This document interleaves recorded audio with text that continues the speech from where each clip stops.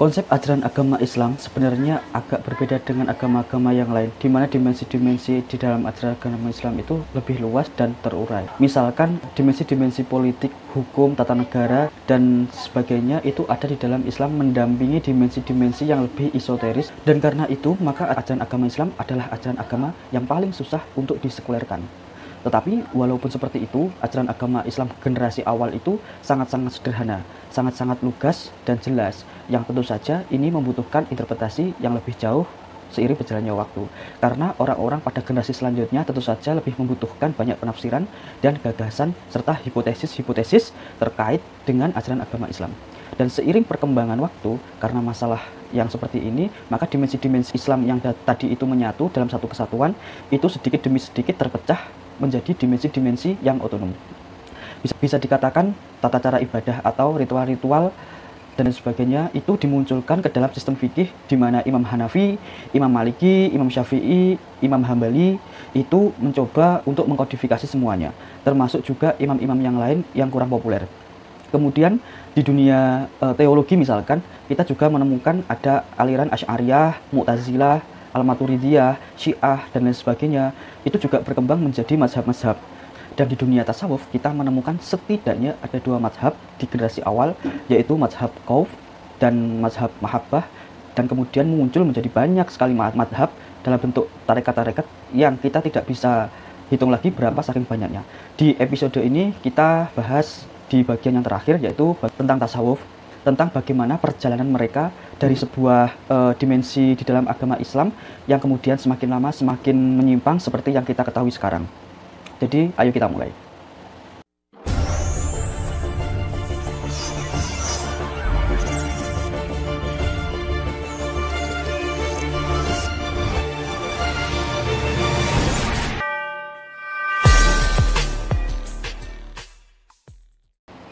Tasawuf bisa didefinisikan sebagai dimensi esoterisme Islam atau dimensi kebatinan Islam, dan orang-orang yang menjalani yang disebut sebagai orang sufi, kita juga mengetahui bahwa walaupun teori-teori tentang sufi itu dikembangkan belakangan, tetapi Nabi Muhammad dan para sahabat mempraktekannya dalam kehidupan sehariannya, yaitu misalkan ketika diketahui bahwa Nabi Muhammad itu memiliki aset kekayaan yang sangat besar, sekitar 10 triliun, kalau dikonversikan menjadi rupiah sekarang, maka Nabi Muhammad tidak pernah mencoba menikmati itu secara berlebihan. Bahkan sebagian besar uang dan aset kekayaan itu didistribusikan kepada orang-orang yang membutuhkan atau orang yang memiliki kepentingan umum. Dan begitu pun yang dilakukan oleh para sahabat. Sehingga di kondisi yang seperti ini, Nabi Muhammad sering tercatat tidak makan sehari, 2 hari, 3 hari. Kecuali dengan makanan-makanan ringan seperti kurma. Nah, pernyataan semacam ini muncul dari sebuah prinsip bahwa segala sesuatu yang kita lakukan itu adalah wujud dari ibadah kepada Tuhan, untuk mendekatkan diri kepada Tuhan dan lain sebagainya. Dan kebanyakan ibadah itu adalah untuk masalah-masalah sosial, untuk masalah-masalah kemanusiaan, sehingga 99% hukum dan aturan terkait dengan Islam itu terkait dengan masalah-masalah sosial, dan dosa-dosa terbesar umat muslim yang disebut oleh Al-Quran dan Hadis itu sebagian besarnya secara keseluruhan terkait masalah-masalah sosial. Maka bisa disimpulkan dalam hal ini bahwa agama Islam itu mendorong manusia itu untuk independen terhadap dunia. Jadi tidak tergantung pada dunia, bahwa dunia itu memberikan kenikmatan, memberikan kebaikan dan sebagainya. Kita hidup kesenangan, kesedihan kita itu tidak tergantung pada dunia. Dan kita memang benar-benar terlepas dari apa yang menjadi nafsu dunia itu. Jadi fokusnya kepada Tuhan, kemudian mendermakan kepada manusia, dan selesai di situ. Ketika dunia mengejar-ngejar kita, ya kitanya tidak menoleh dan tidak tergoda dan tidak lalai dan sebagainya. Seperti itulah. Nah, dimensi yang sederhana dalam ajaran agama Islam seperti ini pada perkembangan selanjutnya itu membutuhkan interpretasi, membutuhkan hipotesis dan teori terkait dengan bagaimana cara agar menjadi seperti ini. Nah, di sini sebenarnya ada distorsi besar bahwa sesuatu yang gaib, sesuatu yang kebatinan itu seharusnya tidak boleh menjadi sesuatu yang legal. Sesuatu yang imanin itu tidak boleh menjadi sesuatu yang profan atau sesuatu yang terlihat atau sesuatu yang di otak-atik seperti itu. Tapi apa boleh buat, karena pada waktu itu, zaman itu, maka terjadi perubahan itu. Siapakah orang pertama yang berusaha merumuskan ajaran-ajaran tasawuf? yang kita kenal secara tradisional, yaitu Hasan Basri, murid dari Umar bin Khattab. Ini Hasan Basri itu pada awalnya adalah seorang ahli fikih terkemuka, bahkan sampai disebut mendirikan mazhab fikih pertama di dunia Islam. Tetapi pada perkembangan selanjutnya, beliau itu mulai bergeser ke arah teologi dan pada akhirnya bergeser ke arah tasawuf. Walaupun pada waktu itu namanya belum dikenal tasawuf karena masih gerakan zahid. Jadi Hasan Basri mulai menjadi ahli fikih, ditanya tentang bagaimana tata cara sholat, bolehkah seperti ini, bolehkah seperti itu, bagaimana bacaan sholat, bolehkah pilihan ini, bolehkah pilihan itu, atau bisa diterjemahkan dengan bahasa Persia atau tidak, atau harus menggunakan bahasa Arab dan sebagainya. Nah, pertanyaan-pertanyaan seperti itu biasanya dijawab. Tetapi pada masa-masa selanjutnya, karena melihat kondisi sosial pada waktu itu di masa dinasti Umayyah, di mana pemerintah terlalu kaya, terlalu berkuasa, dan rakyatnya menjadi kelaparan dan lain sebagainya, Hasan Basri mulai menangis dan mulai berpikir tentang hal-hal yang lebih esensial. Kenapa kok dunia menjadi seperti ini? Kenapa orang-orang Islam menjadi banyak yang sholat tetapi menyakiti orang lain? Yang zakat iya, tapi menumpuk harta kekayaan dan sampai membangga-banggakan juga iya. Nah, itu di hadapan Tuhan seperti apa? Dan mengingat beliau itu adalah orang yang berhubungan langsung dengan generasi sahabat, itu signifikan kejomplangan dunia pada waktu itu benar-benar kelihatan. Dan karena itu, dia sendiri pada akhirnya adalah, kalau saya tidak bisa mengubah masyarakat Islam yang seburuk ini menjadi lebih baik, apa yang bisa saya hadapkan pada Tuhan? Di mana pertanggungjawaban saya kepada Tuhan? Nah, pertanyaan-pertanyaan ini akhirnya membuat dia menjadi menangis, menjadi galau terus-terusan, dan sampai suatu kali salah satu seorang muridnya bertanya kepada Hasan Basri, bagaimana tanggapanmu kalau ada orang yang berdosa kemudian disiksa 1000 tahun di neraka? Hasan Basri menjawab dengan sesuatu yang mengejutkan, bahwa dia mengatakan, alhamdulillah, kalau saya punya kesempatan seperti itu, saya ingin melakukan itu atau merasakan itu. Nah, kenapa bisa seperti itu? Karena dia pesimis. Karena dengan dosa yang saya tanggung dengan sebesar ini, dengan dosa keumatan sebesar ini, saya pikir saya layak untuk lebih lama di neraka. Jadi kalau ada orang yang disiksa 1000 tahun, itu sudah korting luar biasa. Saya akan terima itu. Jadi pesimistik yang semacam inilah yang kemudian membangun gagasan-gagasan yang lebih esoterisme lagi untuk mendalami lagi, sehingga pada generasi sesudahnya di masa Rabi'ah al-Adawiyah itu gerakan tasawuf sudah melangkah di level yang berbeda lagi, bahwa pada prinsipnya kesadaran terhadap agama itu bukan soal baik, buruk, benar, salah, pahala, surga, atau yang fana semacam itu, tetapi bagaimana cara kita untuk mencintai dan dicintai oleh Tuhan. Bagaimana rasanya berdekatan dengan Tuhan, bagaimana rasanya mendapatkan cinta kasih dari Tuhan. Jadi bukan soal surga neraka, tetapi langsung to the point terhadap Tuhan. Dan dari situlah mereka kemudian mendefinisikan ulang tentang surga dan neraka. Surga itu adalah belas kasih Tuhan, cinta kasih Tuhan, sedangkan neraka itu adalah amarah Tuhan. Jadi tidak digambarkan surga ada bidadarinya, ada pohon-pohon yang lebat, sungai-sungai yang mengalir dan sebagainya, tidak dipahami seperti itu, tetapi segala sesuatu hal yang sangat indah yang tidak terfikirkan seperti apa yang kita pikirkan. Dan karena itulah mereka mencoba untuk membenturkan gagasan itu dengan gagasan-gagasan tradisi sebelumnya terkait dengan surga dan neraka yang mewujud dalam makhluk-makhluk yang digambarkan. Makanya mereka kemudian menceritakan apakah ketika kita sholat itu butuh surga dan neraka atau karena kebutuhan. Jika surga dan neraka tak pernah ada, itu adalah gagasannya Rabi'ah al-Adawiyah. Apakah kita melakukan ini karena cinta kasih kepada Tuhan atau tidak? Maka lanjutan dari gagasan ini adalah bahwa sebenarnya tidak pernah jadi masalah kalau kita masuk neraka, dan sebuah bencana besar kalau saya masuk surga, tetapi di situ bertemu dengan amarah Tuhan. Jadi sebenarnya ini adalah kalimat yang kontradiktif, dan sebelumnya ini adalah pembalikan dari definisi-definisi yang dibolak-balik. Tapi ini berdasarkan dengan tanggung jawab yang besar. Apapun yang kita lakukan sesungguhnya adalah untuk Tuhan dan tidak hal selain itu. Tidak ada masalah-masalah duniawi, tidak ada masalah-masalah fana, tidak ada masalah-masalah yang ada hitungan-hitungannya, dan kita masuk ke dalamnya, terjebur ke dalamnya, benar-benar fana, benar-benar seperti orang yang mabuk cinta ilahiyah. Gerakan tasawuf Islam yang kemudian semakin lama semakin terpisah dengan dimensi Islam yang lain juga kemudian terlihat dari gagasan-gagasan Abu Yazid al-Bustami. Jadi Abu Yazid itu mengikuti garis yang dibawa oleh Rabi'ah al-Adawiyah. Kalau berdoanya itu unik dan kurang ajar. Jadi doanya Ya Allah, setelah nanti saya mati, saya mohon besarkan tubuh saya dan kemudian jejalkan saya di neraka, sehingga tidak ada orang lagi yang harus bisa masuk di neraka karena nerakanya sudah penuh. Jadi dia berpikir tentang siksaan yang sangat luar biasa di neraka, dan dia tahu sendiri untuk bisa menebus dari orang-orang pikiran seperti itu. Maka gerakan tasawuf pada saat itu fokusnya pada Tuhan, kemudian memanifestasikan cinta kasih Tuhan itu kepada manusia. Fokusnya pada Tuhan, kemudian memanifestasikan cinta kepada Tuhan itu kepada manusia. Ini setelah mendapatkan cinta kasih yang sangat luar biasa, sehingga mereka tidak mampu menanggungnya sendirian. Maka kemudian mereka menyebarkan ke manusia ke dalam bentuk cinta kasih yang tidak terbatas. Seperti itu. Bahkan ketika di akhirat pun, mereka siap-siap untuk masuk ke neraka, dan kemudian membuat neraka itu sepenuhnya untuk dirinya sendiri tanpa ada diri orang lain yang bisa masuk ke sana. Jadi luar biasanya seperti itu nih.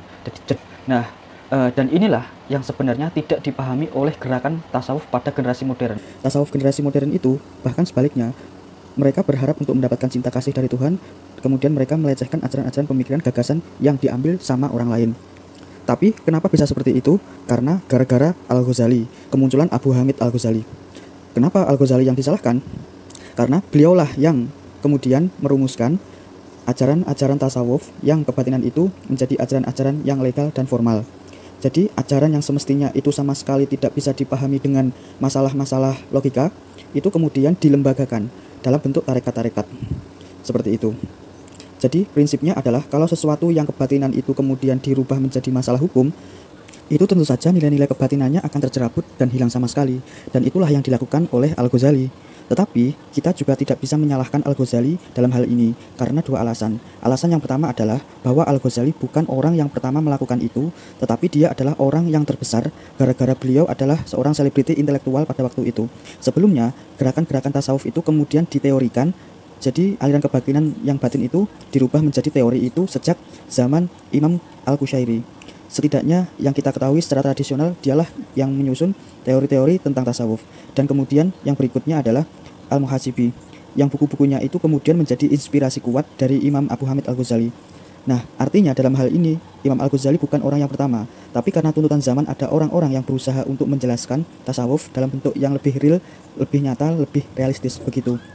Nah, alasan kedua kita tidak harus menyalahkan Al-Ghazali adalah karena walaupun Al-Ghazali sudah melembagakan ajaran yang kebatinan itu menjadi lebih formal, itu Al-Ghazali juga menyiapkan sekian syarat yang sangat-sangat berat. Al-Ghazali menyebutkan bahwa manusia itu terbagi menjadi 3 tingkatan.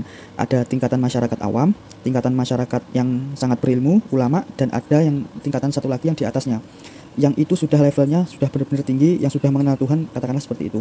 Nah, untuk masuk ke jenjang tasawuf yang dirumuskan itu kelompok yang 3 itu juga harus diseleksi lagi menjadi jauh lebih sedikit lagi. Begitu. Kenapa seperti itu? Karena tasawuf itu ya tadi itu, karena memang harus kebatinan, dan karena kebatinan itu tidak boleh orang yang bisa memahaminya dalam garis-garis yang rasional. Tetapi karena pada waktu itu manusia membutuhkan teori dan interpretasi serta hipotesis, karena memang zaman pada waktu itu mendorongnya, maka Al-Ghazali mengambil jalan tengah. Di satu sisi dia menyiapkan tasawuf dalam versi yang lebih praktis, namun kepraktisan itu pun harus melewati tahapan-tahapan yang sangat sulit. Jadi kalau misalkan sekarang tasawuf-tasawuf zaman sekarang itu diajarkan di pesantren-pesantren sama anak-anak yang baru ngaji abata, diajarkan yang seperti itu, tasawuf teoritis yang diajarkan oleh Al-Ghazali itu kalau udah hafal Quran, kalau sudah ngerti hadis, kalau sudah menjalankan syariatnya lengkap, kalau sudah ini begini dan begitu, termasuk juga sudah menguasai ilmu astronomi, matematika dan sebagainya, dan terbukti tidak terbuai, maka barulah masuk ke jenjang yang selanjutnya itu. Jadi rumusannya itu sangat rumit. Nah, tetapi rumusan rumit Al-Ghazali ini kemudian dibajak sama seperti domain besarnya agama Islam yang dibajak oleh orang-orang yang awam. Nah, Al-Ghazali juga ajaran yang seperti ini itu dibajak dalam artian upaya untuk melembagakan tasawuf itu diambil, tetapi syarat berat Al-Ghazali itu ditolak. Begitu. Jadi akhirnya muncullah tarekat-tarekat yang mengajarkan begini dan begitu, tapi tanpa syarat sama sekali. Yang tadinya saya sebut sejak awal orang-orang sudah bisa. Bahkan Ahmad Dhani sudah menyanyikan yang seperti itu. Ya sebenarnya itu kan dalam versi pikiran Al-Ghazali itu tidak seperti itu. Nah, siapa orang yang kemudian membacak Al-Ghazali itu? Tidak ada dalam sejarah yang tercatat, tetapi interpretasi saya, dugaan saya itu adalah murid-murid Syekh Abdul Qadir Al-Jailani. Nah, siapakah Syekh Abdul Qadir Al-Jailani? Dia adalah seorang Hambaliyah. dia adalah seorang yang sebenarnya pengen masuk ke Universitas Nizamiyah Al-Ghazali. Pada waktu itu Al-Ghazali jadi rektornya. Kemudian ketika Al-Ghazali menjadi tasawuf, ia menjadikan saudaranya Ahmad Al-Ghazali. Nah, Syekh Abdul Qadir Al-Jilani itu mau berguru ke situ, tetapi ditolak karena kurang apa gitulah. Nah, kemudian setelah ditolak, dia mendirikan lembaga tasawuf sendiri atau tarekat sendiri yang kemudian kita kenal sebagai Qadiriyah atau dianggap sebagai tarekat tertua di dalam sejarah. Nah, Syekh Abdul Qadir Al-Jilani itu adalah orang yang sama sekali tidak bermasalah dan makamnya sudah memadai. Dalam tataran orang-orang tasawuf itu sudah memadai. Tetapi karena makamnya sudah memadai, jadi banyak sekali kejadian-kejadian yang di luar nalar yang terkait dengan kehidupannya. Nah, ini kemudian dieksploitasi oleh murid-muridnya. Jadi kemudian murid-muridnya itu membuat cerita-cerita yang berlebihan tentang gurunya, tentang Syekh Abdul Qadir Al-Jilani. Jadi kalau misalkan kalian pernah mendengarkan cerita-cerita tentang Syekh Abdul Qadir Al-Jilani itu, ceritanya yang sangat fantastis. Bisa melipat ruang dan waktu, menjadi wali kutub, ketemu dengan Tuhan, bisa terbang, bisa mengeringkan samudra, dan hal-hal yang lebih yang sebagainya. Dan karena apa? Tasawuf itu akhirnya mengarah ke sana, yang awalnya itu masalah mistik, masalah kebatinan, yang kita nggak pikirin tentang kesaktian seperti itulah. Fokusnya pada Tuhan, tiba-tiba berubah. Jadi kalau kamu sudah mengenal Tuhan, kamu bisa membelah langit, bisa seperti ini, maka akan sakti. Dan akhirnya menjadi menyimpang, setidaknya menyimpang dari gagasan Syekh Abdul Qadir Al-Jilani, gagasannya Al-Ghazali, bahkan ajaran-ajaran agama Islam sudah benar-benar menyimpang. Jadi kalau misalkan kita mengetahui sekarang itu menjadi seperti kayak sulap aja, nanti kamu amalkan bacaan-bacaan ini selama 300 kali sehari, nanti kamu akan menjadi kaya. Kamu amalkan ini 100 kali sehari, nanti kamu bisa terbang. Nanti kamu amalkan yang seperti ini, nanti kalau ada yang menagih hutang, merekanya nggak mau menagih terlalu kenceng. Jadi yang seperti itu, yang sulap-sulapan seperti itu, kalian cek saja, datang ke tempat pesantrennya yang aku tasawuf, sebenarnya mereka mengajarkan hal-hal yang semacam itu. Dan yang lebih buruk lagi adalah tasawuf itu menjadi sesuatu yang dibalik, sama seperti Islam yang dibalik, tasawuf juga dibalik. Coba lihat prinsipnya dalam ajaran tasawuf, dan kemudian kita bandingkan dengan realita hari ini. Prinsip tasawuf itu yang sebenarnya itu mendekatkan dengan Tuhan sedekat-dekatnya dan mengungkapkan cinta kasih kepada Tuhan dan merasakan itu agar tidak lagi peduli terhadap dunia. Dan itu mencurahkan segala harta bendanya untuk menyelamatkan manusia, untuk memberikan kebaikan kepada manusia, sehingga orang yang tasawuf itu mempunyai jiwa tinggi yang sosial banget dan kerja kerasnya ekstrim banget. Karena kerja keras itu artinya berderma kepada masyarakat. Jadi jihad untuk memperoleh harta yang kuat, jihad memperoleh ilmu yang kuat, dan setelah mendapatkan itu, mereka tidak bergantung dengan hasil karyanya. Dan hasilnya adalah diberikan kepada orang, didermikan kepada sosial. Aslinya seperti itu. Tasawuf yang palsu, yang berkembang sekarang, setelah Syekh Abdul Qadir Al-Jilani ke belakang itu menjadi kebalik. Jadi seperti ya udah, nggak usah mikirin soal dunia, nggak usah belajar matematika. Buat apa sih? Itu nggak diperlukan untuk akhirat. Nggak usah belajar ini itu, nggak usah nyari duit, santai-santai saja. Nah, dan akhirnya setelah mereka miskin, karena mereka nggak bisa mengendalikan ekonomi, nggak bisa menggunakan ilmu manajemen, nggak bisa kerja, akhirnya apa yang dilakukan? Nah, pakai mobil butut, jalan keliling kota, ketrek, assalamualaikum, ini sumbangan buat pesantren. Jadi pesantren itu digunakan untuk ngemis, karena mereka nggak punya penghasilan, karena mereka tidak berjihad untuk hal-hal kekayaannya, jadi mereka itu ngemis, ketrek, pakai sholawatan pula gitu. Jadi sholawatan di masjid untuk apa? Untuk minta sumbangan. Pemirsa, dalam Islam itu mengemis itu boleh, hanya untuk orang yang benar-benar dan sangat-sangat kepepet. Jadi bukan ngemis untuk merenovasi masjid menjadi bagus, ngemis untuk kehidupan pesantren jadi bagus, atau dan yang sebagainya, itu nggak gitu konsepnya. Kalau ingin mendirikan pesantren, misalkan generasi yang tadi itu, yang tasawuf asli itu, habis-habisan duitnya itu dari diri sendiri, digelontorkan semuanya dan disumbangkan kepada orang-orang.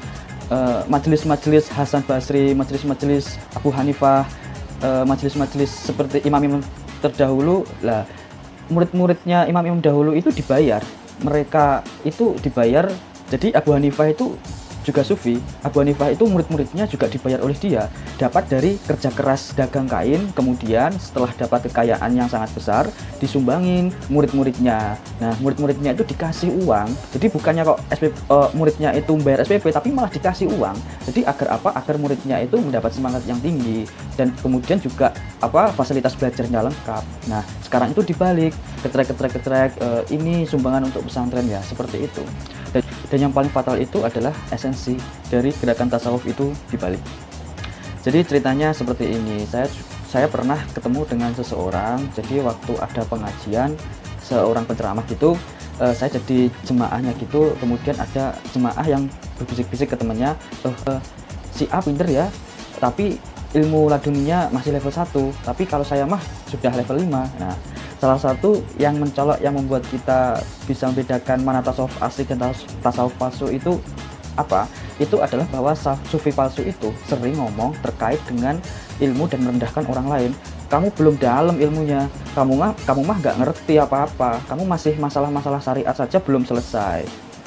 Ya remeh-temeh lah, fikih gitu aja, fikih aja belum jelas ilmunya. Kalau saya mah sudah sampai makom ini, kalau ulama itu sudah sampai makom itu, ulama itu sudah sudah sampai makom itu. Tasawuf itu nggak ngerti makom, bahkan nggak ngerti bentuk, bahkan nggak ngerti pola, karena fokusnya kepada Tuhan itu saja.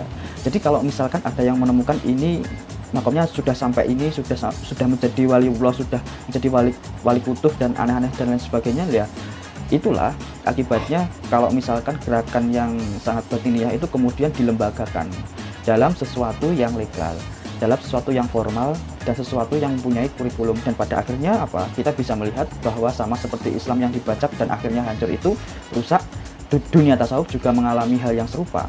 Begitulah. Tetapi juga namanya akhir zaman, kalau misalkan kalian juga ikut terlena dengan gerakan-gerakan seperti itu, ya silahkan saja. Tapi yakinlah tetap akan ada orang-orang yang berjuang untuk sesuatu yang lebih orisinil, lebih baik. Walaupun mereka itu lebih minoritas, walaupun mereka lebih sedikit, walaupun mereka lebih dikenal, tetapi saya yakinkan bahwa mereka akan selalu ada. Terima kasih karena sudah menyimak. Jangan lupa like dan subscribe, share video sebanyak-banyaknya. Semoga bermanfaat. Sekian, terima kasih.